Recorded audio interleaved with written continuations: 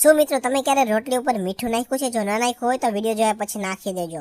મિત્રો તમારે શું કરવાનું છે, તમારે લોટ બાંધવાનો છે અને ત્યારબાદ તમારે રોટલી વણવાની છે. અને રોટલી તમારે મિત્રો આટલી આવી રીતે વણાઈ જાય જાડી થોડીક રાખવાની છે. ત્યારબાદ તમારે મિત્રો તેની ઉપર 1 ચમચી જેટલું તમારે મીઠું ઉમેરવાનું છે. અને હવે તમારે મિત્રો હાથ દ્વારા તમારે ચારે બાજુથી તમારે ઉપરનો જે ધારવાળો ભાગ છે ભેગો કરી લેવાનો છે. તમે વિડીયોમાં જોઈ શકો છો એ રીતના. અને તમારે મિત્રો વ્યવસ્થિત આ જે લોટ છે એનો ગોળીઓ બનાવી લેવાનું છે. અને તમારે વેવણાની મદદથી તમારે રોટલી નાની એવી બનાવી લેવાની છે.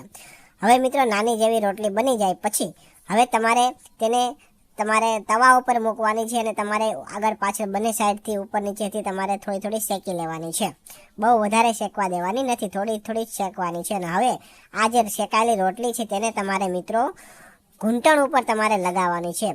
મિત્રો જે લોકોના ઘૂંટણ વધારે દુખતા હોય તો મિત્રો તમારે આ ઘૂંટણ ઉપર આ રોટલીને, મીઠાવાળી રોટલીને તમારે સતત 3 દિવસ સુધી બાંધી રાખવાની છે.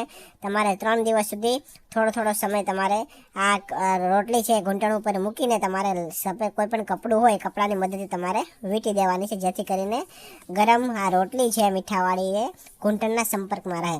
આવી રીતે તમારે 3 દિવસ સુધી બાંધવાની છે, જેથી કરીને તમારો ઘૂંટણનો દુખાવો છે એ હંમેશને માટે ગાયબ થઈ જાય. મિત્રો આ દાદીમાનો બતાવેલો એક રામબાણ ઉપાય છે. જે લોકોને ઘૂંટણનો દુખાવો હોય તે લોકો એકવાર અવશ્ય ટ્રાય કરજો.